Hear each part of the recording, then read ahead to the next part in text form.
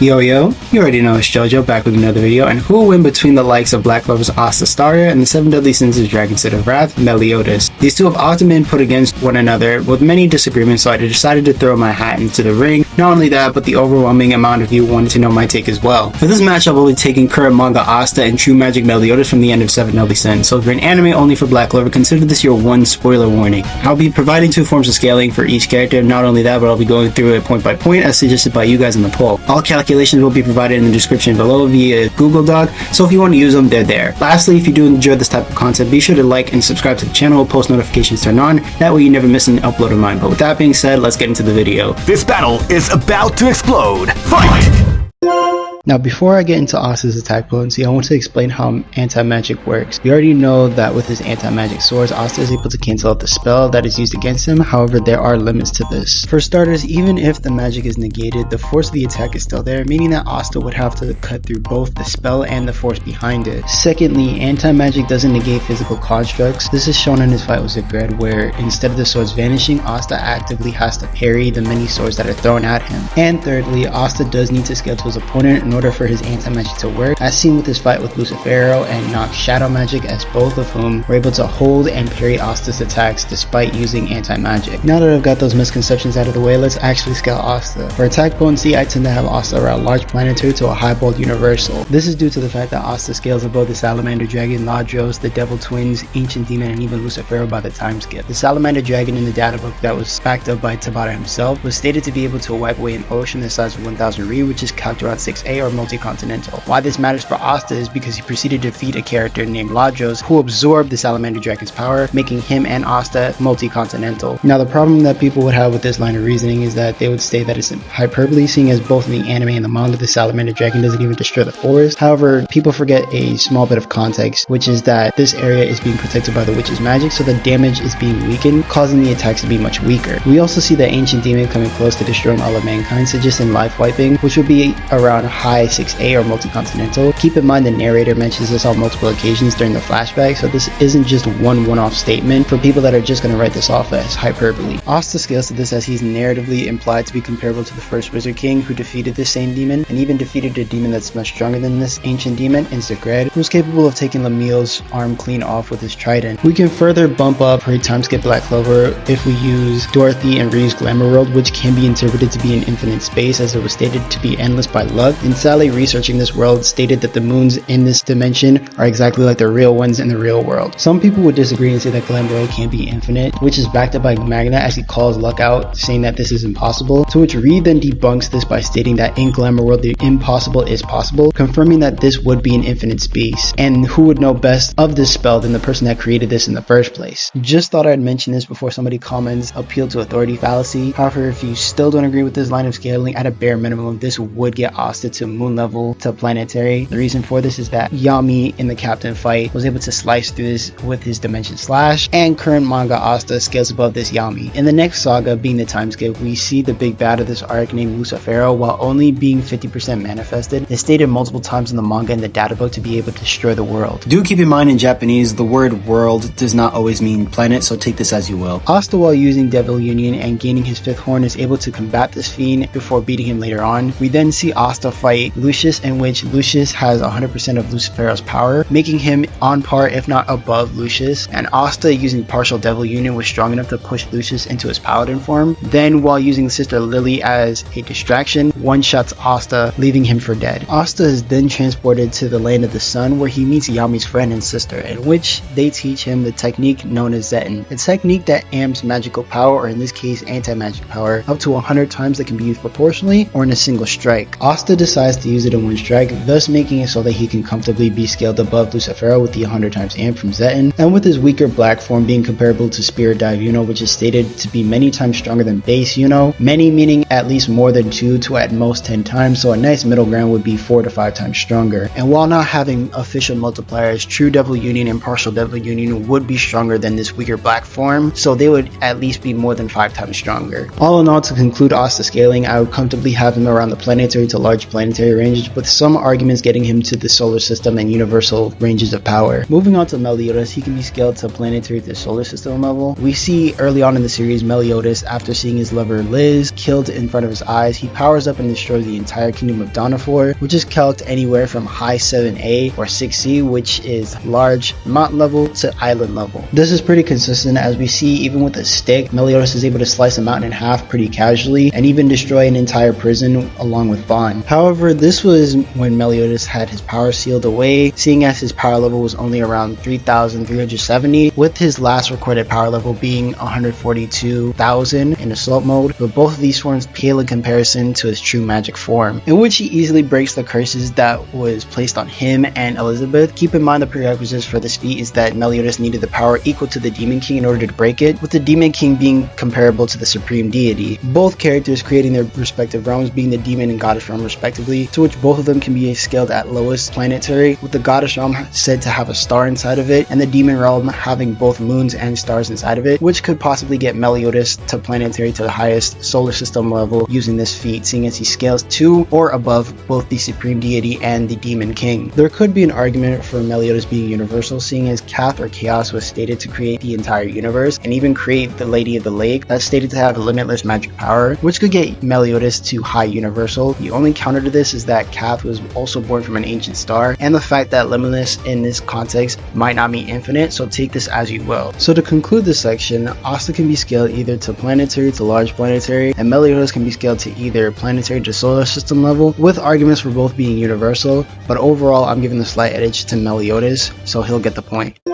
Now moving on to speed, we stick with Asta, in which he can be scaled anywhere from FTL plus to MFTL plus, seeing as he's reacted to light based attacks since chapter 47 all the way up to the current chapters of the manga, with Patra using light magic, which does move at light speed, which is calced at FTL. Asta would get much faster than Yami, who performed this feat. He also outsped Mereoleona's Kalios Brachium Barrage when she used it against Raya, which can be calced at FTL plus, with Asta becoming much faster utilizing his devil forms, those being his black form and his true devil union. As for Meliodas, he should be around the FTL to FTL plus range, seeing as early on in the series he was able to dodge Gilthunder's lightning as well as lightning from Demon King Zeldris, which would easily get him to massively hypersonic. He also scales above the angels that use Arc, which is an attack that moves at light speed, and also scales above characters such as Gother, who was able to outpace the same arc beam while protecting Elizabeth. A lot of people will bring out Gother's light arrow attacks and also mention Dian's feat of dodging multiple of them early on in the series. However, my issue is that this attack isn't stated to be light speed, unlike Arc, in which it is stated to be light particles. It is also able to pick up objects and people while also being able to bend. However, if you want to use this to further FTL Meliodas, then you can. I'm just stating my issues with it. But regardless of what we go with, Asta's speed scaling is much more consistent and higher than Meliodas's, being FTL plus to MFTL early on in the series, which would allow Asta to get the speed point.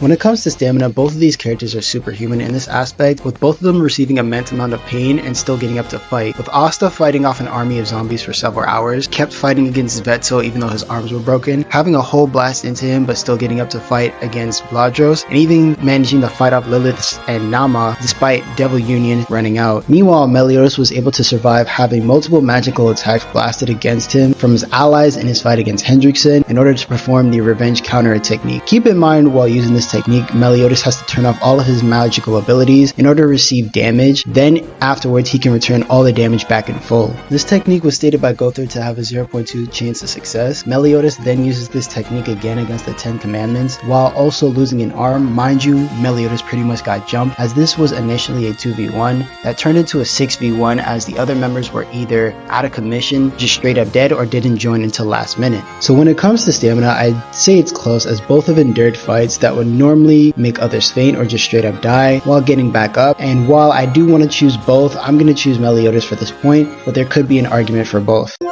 Now on to the hacks and abilities of these characters. Starting off with Meliodas, he has access to stats amplification, attack reflection, sealing, flight, duplication, regeneration, force field creation, power nullification, magic nullification, curse manipulation, non-physical interaction, and existence erasure, to name a few. As for Asta, he has access to stats amplification, precognition, power nullification, flight, attack reflection, curse nullification, regeneration nullification, mind control nullification, energy projection, magic absorption, causality manipulation, limited memory memory, mind, and soul manipulation, and summoning. Some of you may be wondering why I didn't mention the commandments or immortality / resurrection for Meliodas, in which I feel as though everyone forgets that at the end of 7 Deadly Sins, Meliodas no longer has immortality because he broke the curse and even destroyed the commandments with his true magic form. So no, I will not be including them, and even if I did, some of them Asta wouldn't even trigger, and the commandments can't be used all at once, instead of one at a time. Even if I were to go with resurrection and immortality for Meliodas, if he is killed, Asta would still win under the versus battle rules, seeing as being knocked out or killed in this instance for more than 4 hours would allow Asta to win. So in a sense, this doesn't have to be a death match. Instead, one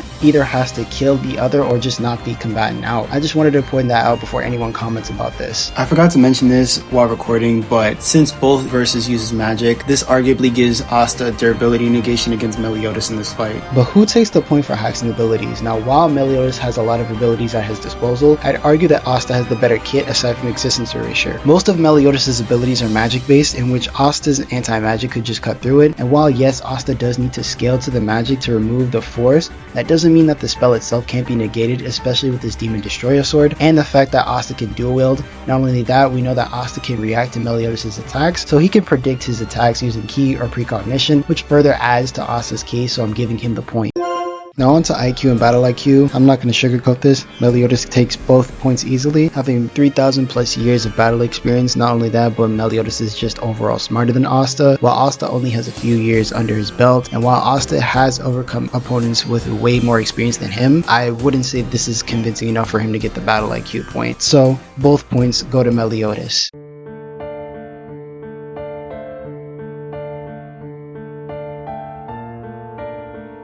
Before I get into the winner of this matchup, I just want to thank everyone who's made it this far into the video. If you do enjoy this type of content, like I said at the beginning of the video, be sure to drop a like and sub to the channel with post notifications so you don't miss an upload from me. As for today's question of the day, we know that both series have had their fair share of bad animation, so I ask, in your opinion, which series had the worst animation in their respective series? Honestly, for me, Black Clover's bad animation wasn't a deal breaker for me, seeing as this was early on in the series and later on the animation started to get better, and I enjoyed the dialogue. Meanwhile, season 3 of 7 Deadly Sins really made me drop the series, as I was hyped for Meliodas vs Escanor, which was one of the most important fights of the series, only to be disappointed with the animation that looks like a beginner animator animated it. By the time this video is out, the 4 Nights of Apocalypse anime should be out, so I'm hoping that it's much better in terms of animation.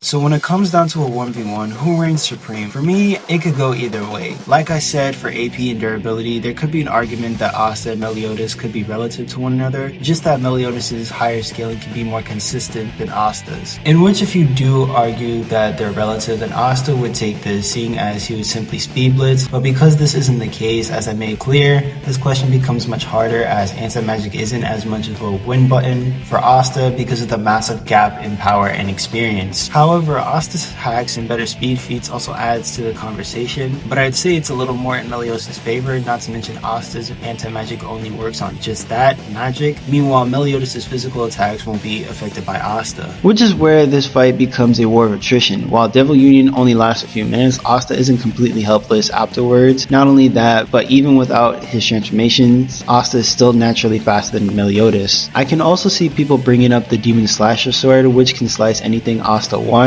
which I can see as a no limits fallacy, but if you do want to use it, then sure. In which I'd conclude that this matchup ends with Meliodas winning this 5 times out of 10, with Asta winning the other 5. In my honest opinion, I do see both of them having an equal chance of beating the other, but if I did have to choose, I would go with Asta, as his speed eclipses Meliodas and his more impressive hacks make up for the strength difference, allowing him to win over Meliodas. However, Asta does need to be careful, as the massive gap in power would be enough to one-shot him.